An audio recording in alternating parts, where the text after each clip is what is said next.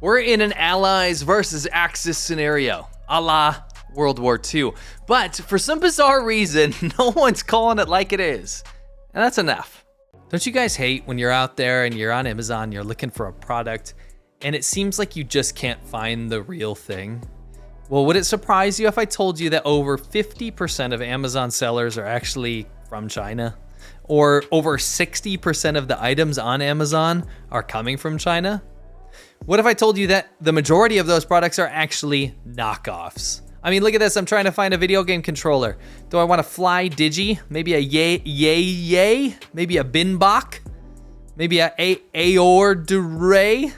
I mean, this is just ridiculous. Why is Amazon promoting these products that are clear knockoffs of the real thing? Well, when I use Cultivate, one of the best browser plugins out there, I install it for free and I can finally see where this stuff is coming from. Not only does the Cultivate browser plugin tell you where the brand is from, it also tells you where the seller is from, and it tells you where the product was made. These three attributes can help you decide what to buy. It helps Amazon be more transparent about what they don't want you to see, where their products are coming from. Not only does Cultivate give you a better idea of where your stuff's coming from, it gives you local options. It can give you the real product as an option to buy, and it also tells you nearby where you can pick it up the same day, so you don't even have to wait for it to be delivered.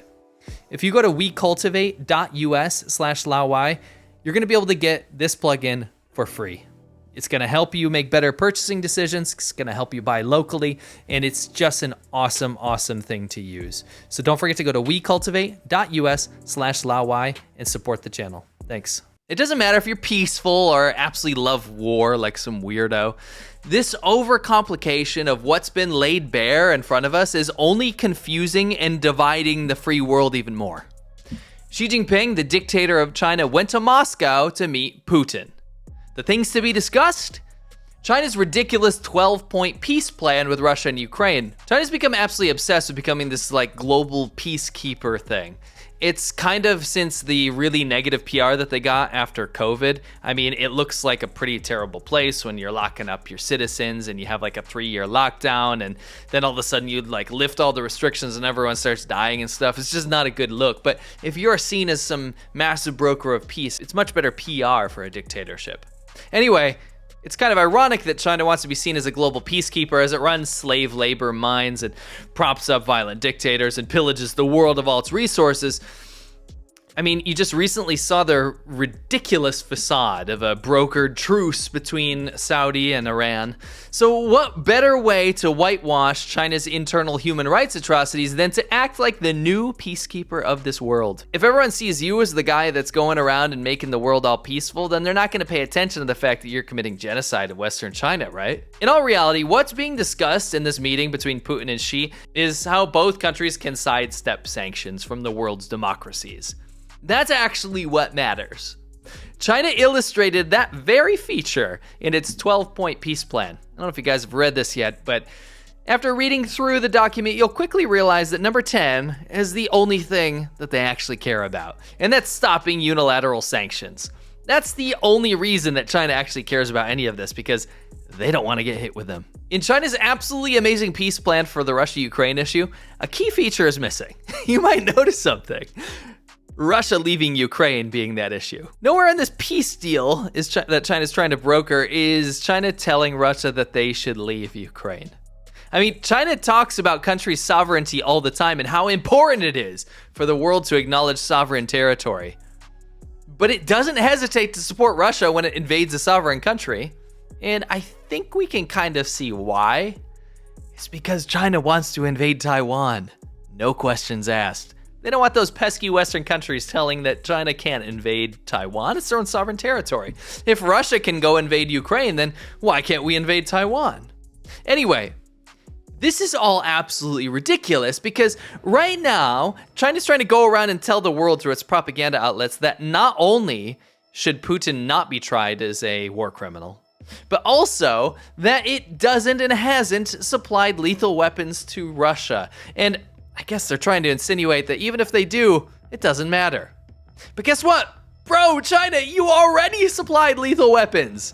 In customs data, Politico found a transfer of Chinese-made assault rifles. It's already happened. Yeah, it wasn't a ton of them, but I like the fact that China tried to do this kind of dual-use bullshit. They gave Russia weapons and body armor. It gets caught on customs data, and then they go out there and say that they've just been supplying them hunting rifles. Now, I mean, the last time I went to go shoot a deer, I made sure to go full automatic and carry an M16, and I also never forget to don my body armor. I mean, it's pretty obvious that Xi has been trying to get close to Russia for ages now, pretty much since he took power. I mean, he's picked advisors to support his decision. Despite the rest of the world telling Xi, maybe you shouldn't get too close to Russia, I mean, you still want to trade with the West, he's ignored everyone. Xi Jinping himself has actually visited Putin 39 times now, and that's way more than any other leader. This partnership, though, has not been the wisest of choices. When one crazy dictator makes the wrong move, as often happens, then the other dictator is forced to take a stance. Either you support that dictator, you stand for him, or you go, maybe you shouldn't have done that, and you back off. China has so far ignored the military failures in Ukraine from Russia. They stopped criticism of Russia within the borders of China, and they've doubled down. China now does joint military drills with Russia, promoted the partnership at all levels, and will maybe build a new gas pipeline that would divert gas that Europe is supposed to be buying into China so that Russia doesn't lose so much money. On the propaganda side too, we've seen China fully back Russia. If you're paying attention to this, there's no weird quixotic like, oh, I don't know what side China's trying to take here. They've chosen Russia. They already made their choice. They've hired their foreign CCP-loving shills to join up with Russia shills and spread their message far and wide across the world. The dumbest thing that I can't really stop talking about is that it didn't have to be like this. Xi Jinping could have maintained some sort of relationship with the West and continued to trade and grow his country despite all the bullshit bad things that he does back home. And Putin could have had his tantrum, and Ukraine could have been a mistake, and the world rallied all around it and said, oh, we support Ukraine. Even if China expressed like a little mild support of Ukraine, they would have literally won the most brownie points in the history of mankind. China could have kept going with its human rights atrocities and its concentration camps in Western China. And other than like human rights advocates like myself, no one would have batted an eyelid. China could have kept to the Western markets that it relies on for not only its very existence in the modern global economy, but also for future growth. I mean, how else are you going to convince 1.4 billion people in China that it's okay to have a 9 out of 100 on the Freedom House Index? I mean, people are only chill with social credit systems and like 1984 techno dictatorships and repression when they have money. That's the only way to kind of placate people and live under this bullshit authoritarian system.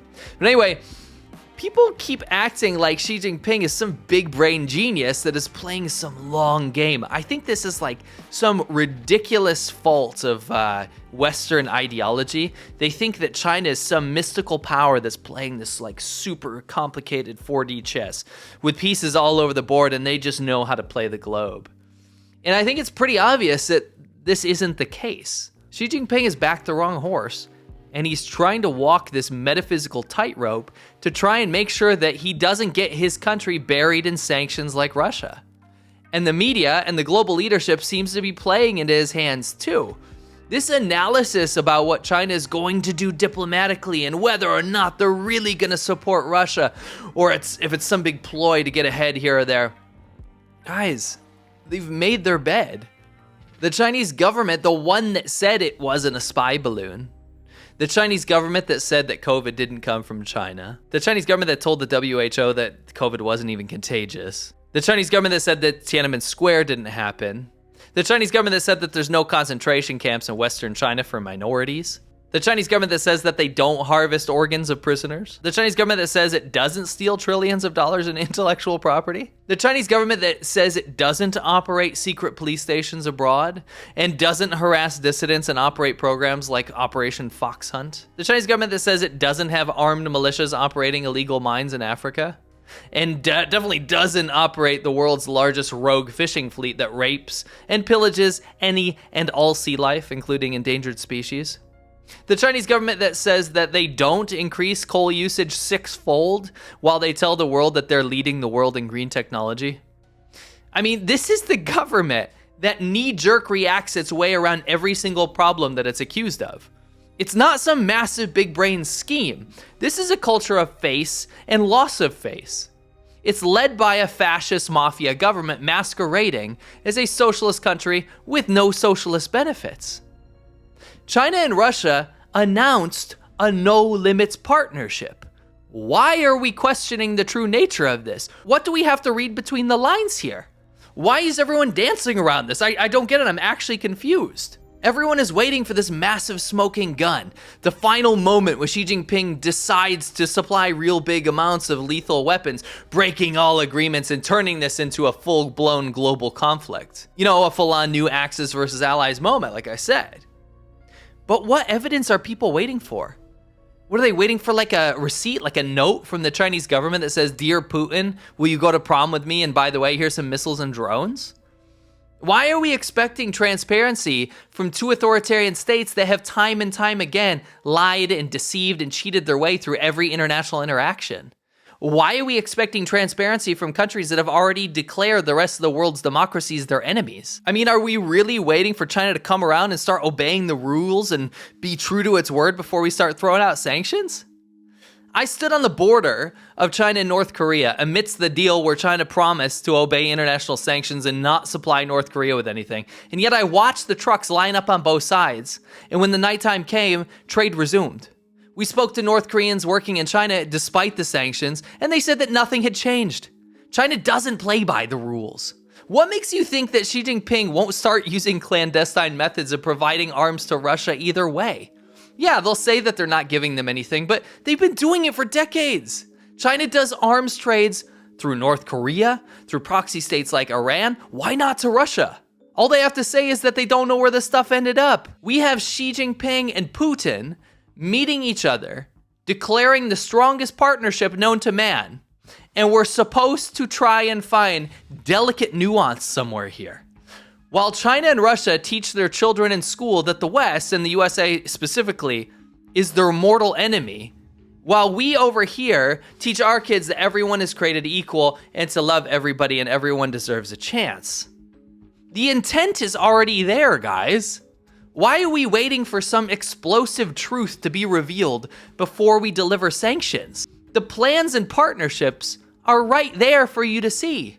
You don't have to declare war to change China's course. They need money from the Western market. You turn off that hose and you cut off the bullshitters in the West who keep profiting from keeping the China tap open and benefiting from China's nefarious rule, and you will see things change.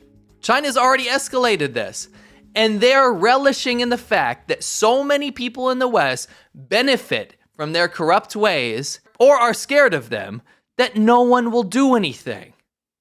Also, are we really letting this extreme bullshit partisan politics thing that's going on in America, are we allowing this to not let people take a side here?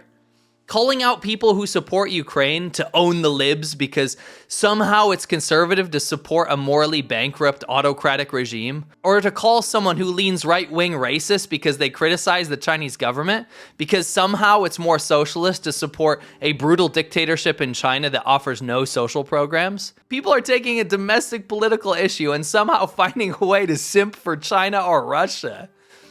Bro, China and Russia funded what you're fighting over. They have billions of dollars in propaganda campaigns to throw at dividing America, and they're using it, and it's working. You're being used. They love watching America tear itself apart at the seams. Watching neighbors in America that have a hell of a lot more in common with each other than they do with a dictator in China or Russia, fighting over some arbitrary political affiliation and choosing to support a foreign regime that wants them dead. I think it's wonderful that I don't have to live in a brutal dictatorship that's brainwashing their children to prepare for war and to tell kids at school that people in other countries are evil and inferior, because that's what China is doing. 请用一句话证明你是中国人。如果心眼有颜色，那一定是周国红。 The Western approach is the most human approach in viewing the world, is to look at the rest of the world and look at other countries and look at human beings and realize that they are equal and deserve the same chance that we do. But there's quite literally a new axis that has been formed between Russia and China that have collectively spent billions of dollars per year to make your life more conflicted and to separate you ideologically from your own neighbor.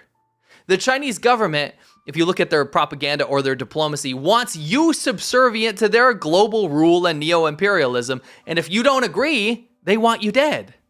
And yet here we are, allowing ourselves to be torn apart at the whim and influence of a modern-day Hitler's Germany and Soviet Union. And just like those dictators of the world before, Hitler, Stalin, Mussolini, Xi Jinping and Putin cannot stand. No, they simply detest a rules-based world. A world that runs based on decency and law and order. I can't speak for life in Russia, but if you lived in China for any amount of time, I mean, I lived there 10 years, or at least lived there long enough to understand and learn the language, you will understand how China runs. And you will know that it's absolute chaos. There are no rules. If you have money and influence, you erase the people in your way. You can do whatever you want. There are no laws. Laws are for the poor. The Chinese government cannot participate in a global system that has law, rules, and order because it doesn't abide to those principles at home in China. In fact, Chinese officials and the Chinese government in general use the most illegal and backhanded and deceitful measures to operate, and corruption is their very fuel. The very lifeblood of the Chinese state is corruption. How can one expect a totalitarian state running on distilled corruption to participate in a rules-based system?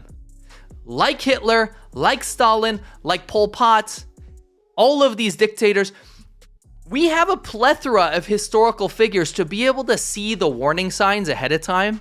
But instead, with people like Xi Jinping or the Chinese government in general, we like to delve into deep analysis and try and figure out the meaning of every action. When and where and who does what and when. When and where and who does what and why. But those actions, those plans, they've all been laid bare. The truth is, China picked Russia. Now fucking deal with it. Ganbei, William Dadna.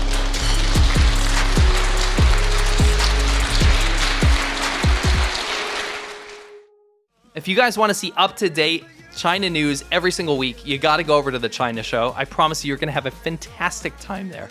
It is where all of the things that currently happen, like as they happen, whether it's from our people on the ground in China or from news outlets or anything that you want us to analyze, we talk about what's happening in China every single Friday live. Please make sure you go down to the description and you click that link and make sure you're subscribed. You'll have a wonderful time on that channel. And also don't forget, every single Monday we have a secret show.